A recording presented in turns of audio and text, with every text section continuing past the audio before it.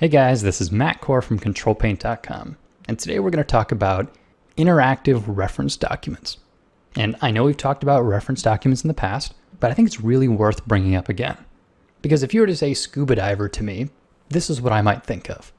But in reality, a scuba diver has all kind of specific shapes and real-world gear, and I just don't know that much about scuba divers. So if I had to draw one, I would probably compile an interactive document like this one. And the reason I say it's interactive is because it's a bunch of different images, each on their own layer. And you'll notice each of my objects has been converted into a smart object.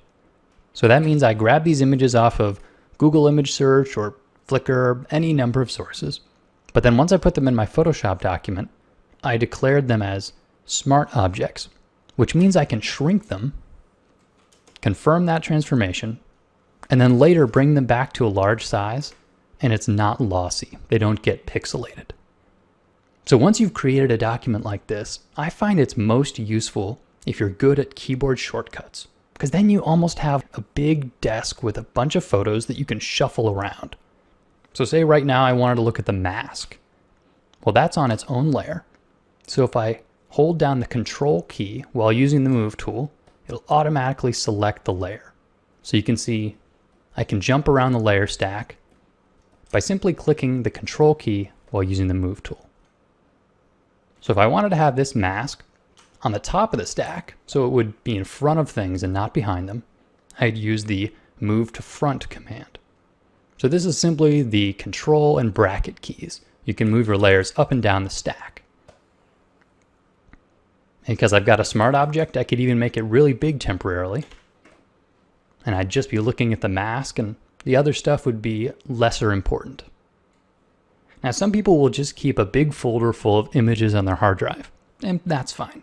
But I find that this kind of document, where I can look at different things and add to it and subtract from it, I find that it's just more useful.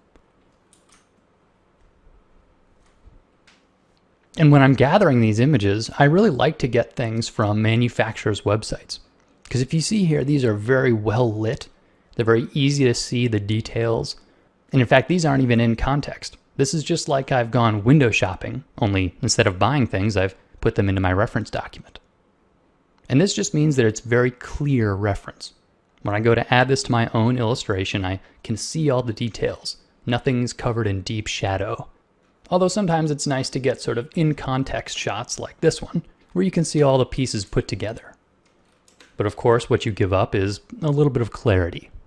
For instance, it's hard to see what the vest he's wearing does. Just like my scuba diver one, this is about Arctic weather gear. There's a little bit of ice climbing, some cold weather exploration gear, and, cool helmets and sunglasses and stuff. All these little details are things that you just wouldn't think of on your own. So your assignment is to think of a couple professions, like ice climber or scuba diver or fireman, and put together specific reference sheets. And if you want to use my interactive method with smart objects, that's great, but you don't need to. The important part is to gather specific, detailed gear. What do their shoes look like? Do they have special watches or belts? So in a way, gathering reference is its own sort of art form.